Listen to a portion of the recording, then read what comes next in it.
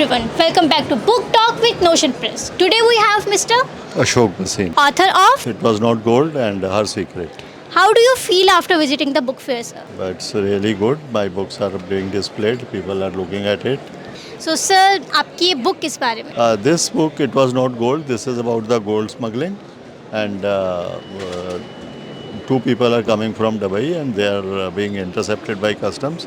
And there is a young lady lawyer, and she is fighting the case, and she won the case. She won the case even in gold smuggling case. And this is a book where there is a CFO of a company.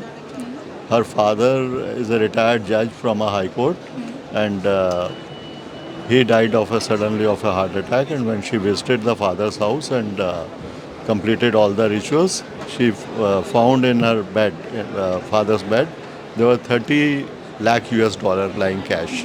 So that is from where the story starts. How to dispose of that dollar in cash. So sir, any advice you would like to give the budding writers about writing their books and anything? You see, I write with a hand. What I would say to the budding authors is that they keep on writing consistently. Don't leave it in the middle. Because once you leave in the middle, you have the tendency to forget the name of the characters and the sequence also. Thank you so much, sir. Right, Thank you thank so you. much for the interview.